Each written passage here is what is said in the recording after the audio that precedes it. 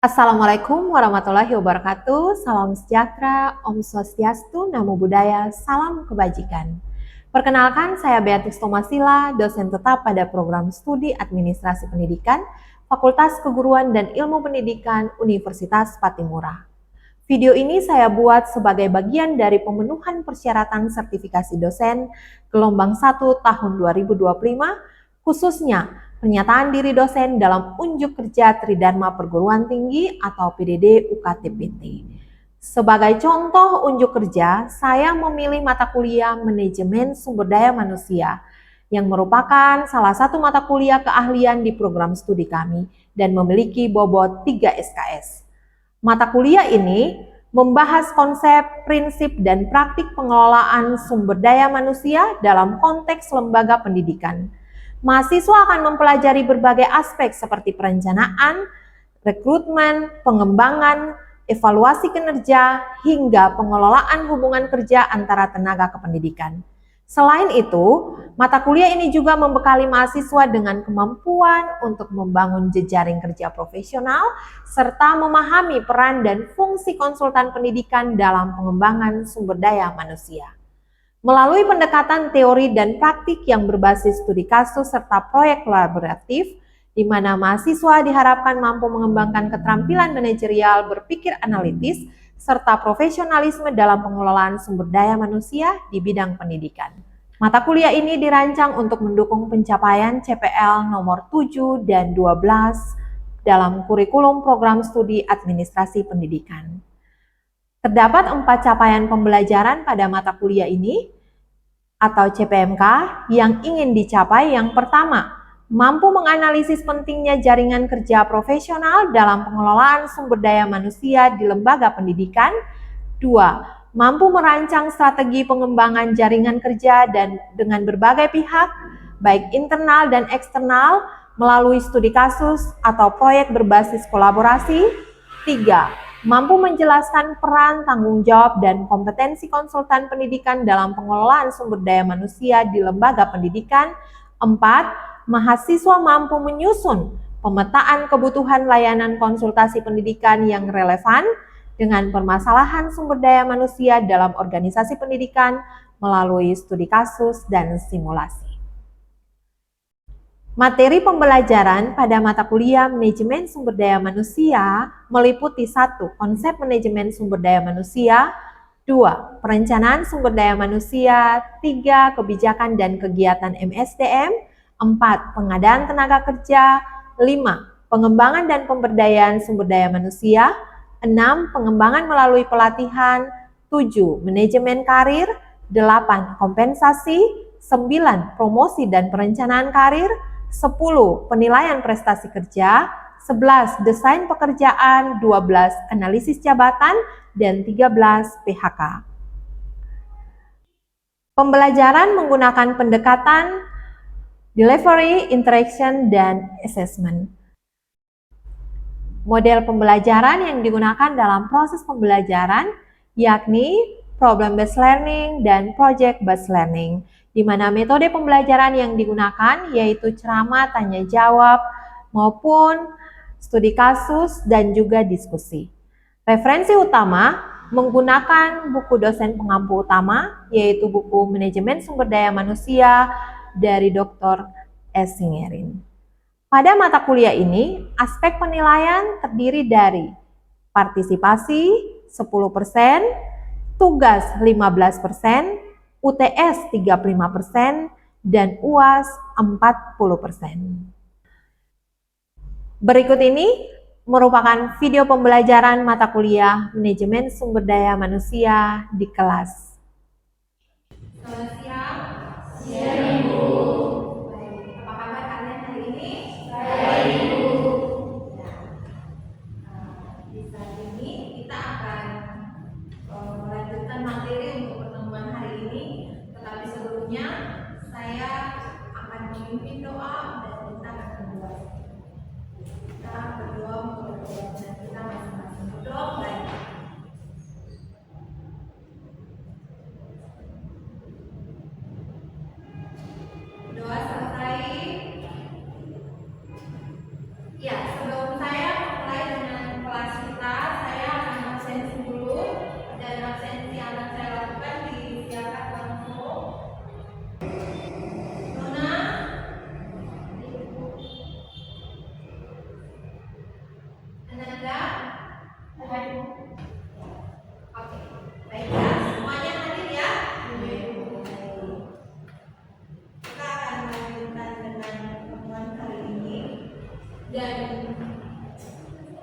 Untuk pertemuan hari ini, sebelum saya memulai dengan materi hari ini, saya ingin menanyakan kepada Anda terkait dengan materi sebelumnya di minggu yang lalu yang saya ajarkan. Ada yang masih mengingat materi apa yang saya ajarkan minggu lalu? Silakan, Fi. Terkait dengan kebijakan SDM tentang pendidikan sampai evaluasi gimana untuk meningkatkan efektivitas sumber daya manusia. Dari kebijakan itu dapat mengimplementasikan dan meningkatkan kinerja peningkatan profesional. Baik ya, terkait dengan kebijakan dan kegiatan FSDM. Nah, kegiatan FSDM itu yang seperti tadi sudah dikatakan oleh Fitri, mulai dari perencanaan sampai evaluasi SDM ya. Nah, hari ini kita akan melanjutkan materi. Saya ingin bertanya kepada Anda, jika dalam satu perusahaan atau satu lembaga atau instansi kekurangan pegawai, ya, apa yang harus kita lakukan atau instansi itu lakukan?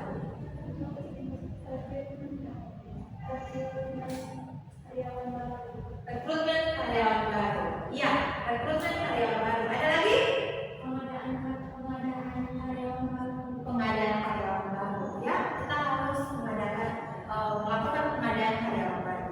Seperti materi hari ini, pengadaan tenaga kerja.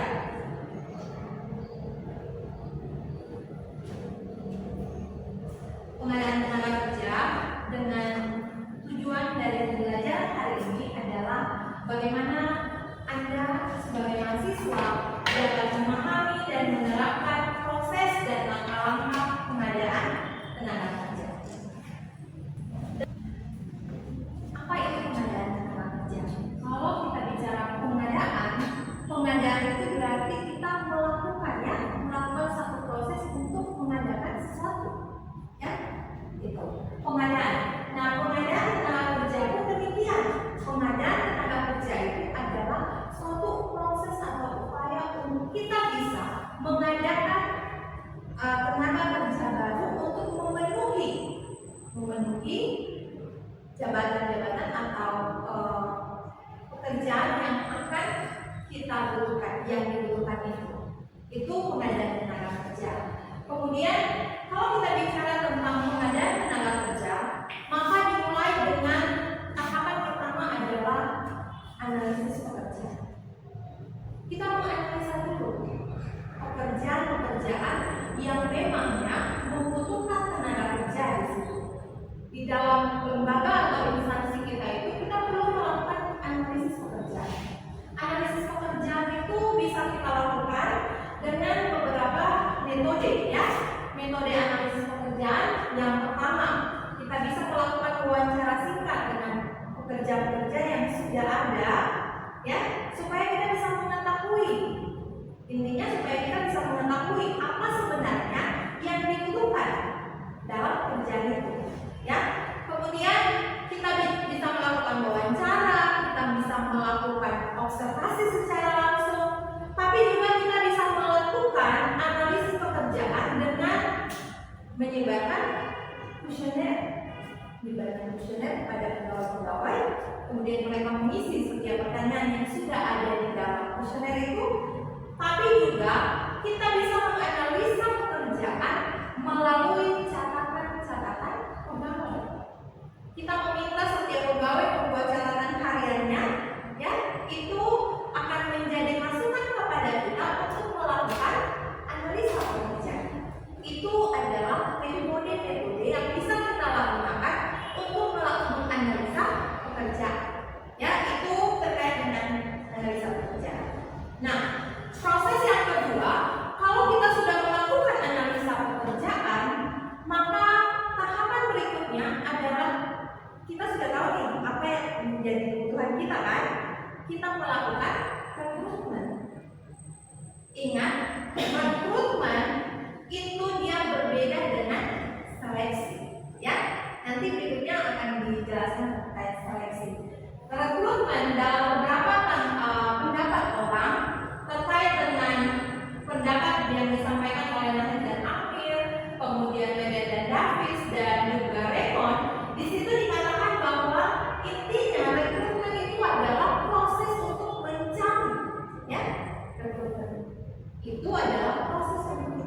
mencari. Mencari apa? Mencari orang-orang yang memang tepat untuk pekerjaan kita yang kita butuhkan. Itu proses rekrutmen. Bisa dipahami sampai di sini? Itu proses rekrutmen ya. Rekrutmen itu dia berbeda dengan seleksi yang tadi saya bilang. Nah, rekrutmen yang kita lakukan itu mulainya dari mana? Dari kita menyebarkan informasi terkait dengan kita membutuhkan pekerja sampai dengan seorang pekerja itu membawa lamaran. Itu proses rekrutmen. Sampai di situ ya. Nanti prinsip rekrutmen itu kita melakukan rekrutmen itu ada prinsipnya. Yang pertama, mutu karyawan. Kita harus memperhatikan mutu karyawan. Mutu berarti kualitas ya. Kita tidak asal-asal saja melakukan rekrutmen, tapi rekrutmen itu memang kita lakukan sesuai dengan kriteria yang ditentukan dan untuk kita bisa memperoleh mutu karyawan yang benar-benar berkualitas. Karyawan yang berkualitas itu kita dapatkan ketika kita melakukan rekrutmen. Ada syarat-syarat tuh yang disampaikan di dalam proses rekrutmen ya. Kemudian harus sesuai dengan job yang tersedia. Artinya apa? Jangan sampai job A yang tersedia ternyata kita justru melakukan untuk job yang ada orangnya. Gitu ya. Itu tidak boleh. Kita harus rekrut sesuai dengan yang kita butuhkan, job yang tersedia itu. Kemudian biayanya harus kita minimalisir. Artinya bagaimana? Kalau misalnya Anda melakukan proses rekrutmen, Anda harus memperhatikan biaya yang dibutuhkan. Jangan sampai proses rekrutmen Anda justru ketika Anda tidak menganalisa dengan baik, justru membengkak di biayanya, ya. Itu prinsip rekrutmen yang harus juga kita perhatikan. Kemudian yang kedua adalah fleksibel, harus fleksibel ya. Dan yang terakhir dia harus sesuai dengan pertimbangan hukum. Artinya bahwa di dalam proses merekrut seseorang itu ada pertimbangan hukum yang mengatur atau yang bisa menjadi dasar bagi kita melakukan proses rekrutmen. Kita tidak melakukan rekrutmen itu sesuai dengan kehendak kita, tidak ya. Tapi kita melakukan rekrutmen sesuai dengan kaidah-kaidah yang memang sesuai aturan, ya. Itu proses rekrutmen. Nah, mengapa saya tadi bilang bahwa rekrutmen berbeda dengan seleksi? Karena di bagian pengadaan tenaga kerja, setelah rekrutmen yang tadi saya bilang batasi sampai dengan tahapan ketika calon pelamar itu membawa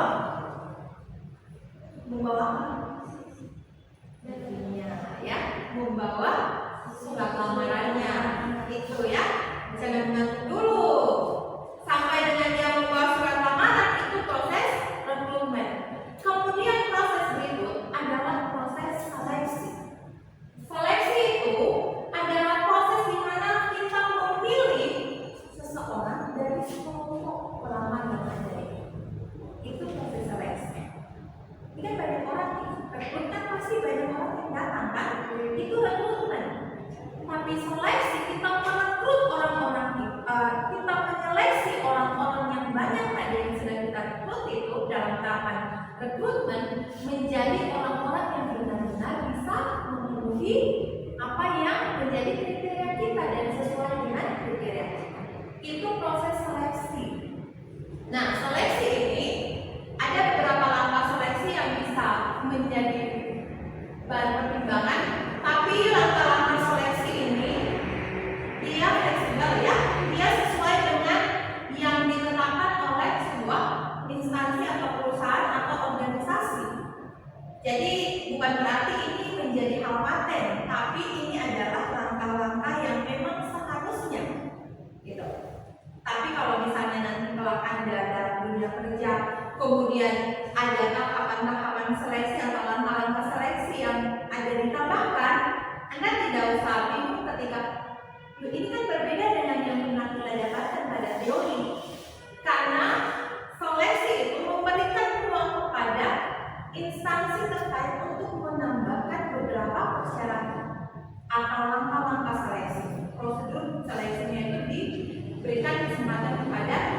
instansi atau lembaga atau perusahaan melakukannya sesuai dengan yang dia butuhkan, ya. Itu. Langkah-langkah seleksi yang pertama, Anda bisa melihat tuh. Yang pertama dimulai dari seleksi surat lamaran. Tadi kan proses rekrutmen kan, membawa surat lamaran nih. Kemudian kita seleksi surat lamaran. Setelah itu kita mengisi formulir lamaran. Kalau seleksi surat lamaran, Anda sudah isi formulir lamarannya. Setelah itu kita melakukan tes. Ya, Anda ada dalam tahapan tes. Setelah tahapan tes, baik tes penerimaan pertama ataupun yang sekarang juga Anda dengar mungkin tes psikologi, ya, tes untuk CPNS itu ada tes SKD, tes kompetensi dasar, itu kemudian ada juga tes kesehatan, beberapa instansi yang juga memperhatikan tes kesehatan dalam proses seleksinya. Setelah itu ada tahapan berikutnya yaitu wawancara. Kita menyeleksi dalam tahapan wawancara. Setelah tahapan wawancara, maka biasanya itu merupakan tahapan akhir, ya, untuk menentukan keputusan akhir. Kita menentukan keputusan akhir manakah calon pelamar yang memang sesuai dengan kriteria yang kita butuhkan. Sampai di situ bisa dipahami terkait dengan tenaga kerja. Nah, dengan demikian dari hasil akhir seleksi itu kita bisa memperoleh tenaga kerja, kan? Itu yang dibilang dengan pengadaan tenaga kerja. Kedengarannya memang sederhana ya, tapi prosesnya itu dia membutuhkan waktu, dia membutuhkan proses yang tidak mudah, dan itu semua harus kita lakukan sesuai dengan prosedur yang ada. Bisa dipahami? Bisa. Ada yang mau bertanya tidak? Semua bisa mengerti, benar ya? Bisa. Saya punya satu kasus, ya, sebuah kasus yang saya coba-coba cari, searching untuk melihat kasus-kasus terkait dengan kecurangan-kecurangan seleksi dan proses rekrutmen dan seleksi. Dan saya menemukan, karena kita ada di Maluku, saya menemukan sebuah kasus. Dan untuk membahas kasus ini, nantinya saya minta Anda membagi atas dua kelompok, ya.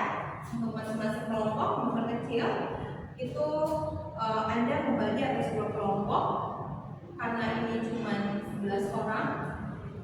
Dari kelompok sebelah kanan saya ini satu kelompok sebelah kiri saya ini satu kelompok, ya. Nanti supaya kalian merenungnya semakin tepat. Oke, saya akan mencoba untuk menampilkan kasusnya. Ini kasusnya setelah saya coba cari-cari. Anda bisa lihat kasusnya. Iya, kasus yang sudah saya coba cari terkait dengan kecurangan. Judulnya adalah palsukan surat dalam seleksi P3K, Polres Sulsel tahan 2 tersangka. Anda silakan berebut masing-masing kelompok. Langsung saja berebut. Anda silakan membahas terkait dengan kasus, tanggapan Anda terkait kasus yang Anda lihat ini. Bagaimana analisa Anda terkait kasus ini dan solusi apa yang Anda tawarkan dari segi atau bidang administrasi dan manajemen pendidikan, ya? Apa yang Anda pelajari? Silakan. Saya beri kesempatan 10 sampai 15 menit. Silakan. Ini akan membuat Anda belajar, ya, belajar untuk bagaimana nantinya menerapkan proses seleksi yang baik dari kasus ini.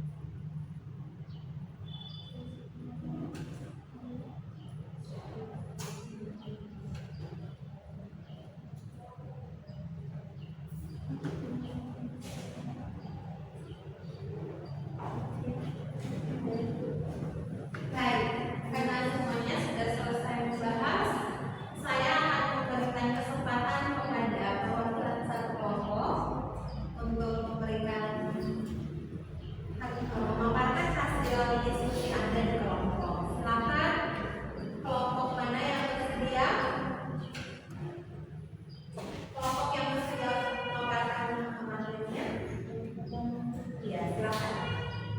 Silakan. Dengan Kayla. Baik, terima kasih atas kesempatan yang telah diberikan kepada saya.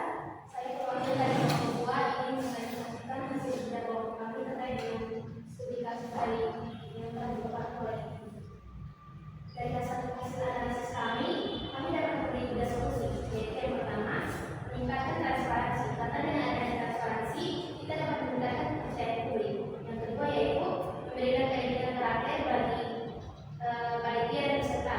Yang ketiga, menjadikan kasus ini sebagai bahan evaluasi dan memberikan sanksi yang tegas bagi para pelaku agar kejadian seperti ini tidak akan terulang lagi.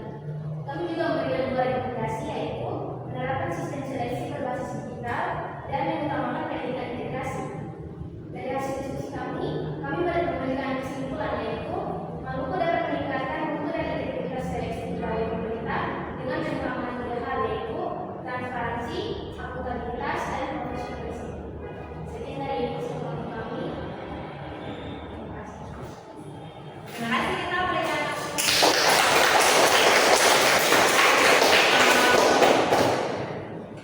Dari hasil pemaparan kelompok ini, harus nanti hasilnya dijelaskan ke saya, berikan ke saya.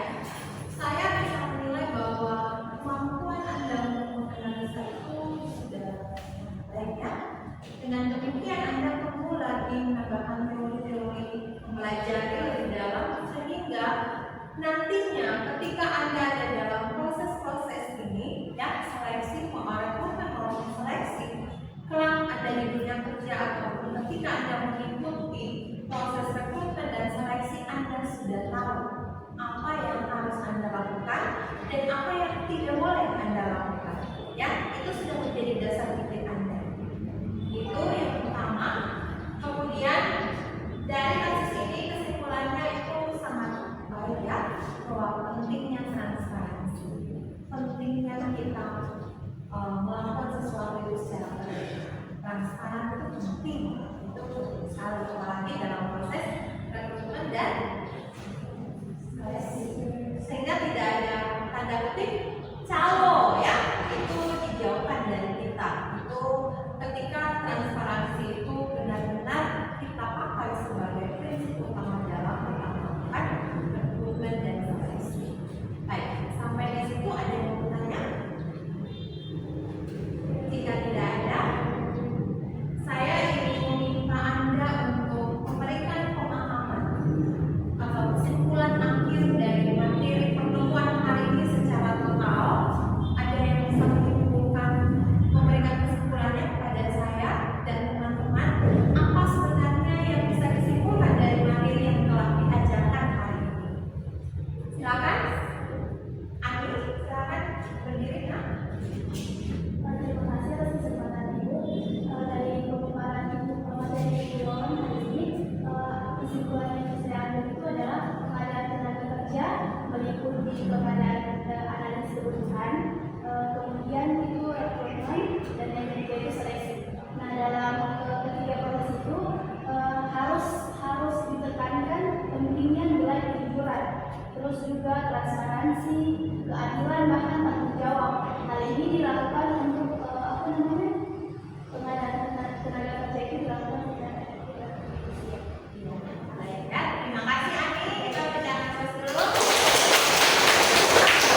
Dengan demikian maka saya bisa dengan bangga hati untuk menutup pertemuan hari ini karena Anda semua bisa memahami apa yang sebenarnya menjadi tujuan pembelajaran kita hari ini. Semoga ke depan harapan saya Anda bisa menerapkannya kelak ketika Anda menjadi calon pelamar maupun ketika Anda dipercayakan di dalam proses rekrutmen dan seleksi. Baik, sampai di sini pertemuan kita, dan untuk menutup pertemuan kita di hari ini saya minta satu orang untuk menutup kita dengan silakan.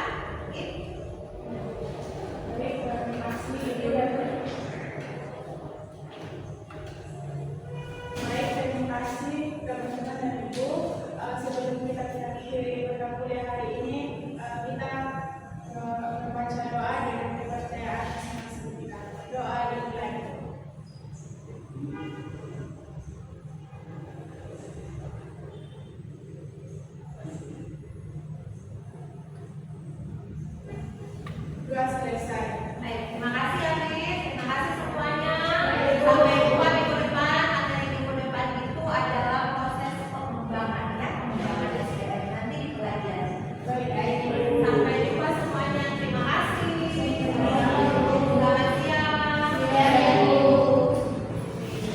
Sekian video pembelajaran saya.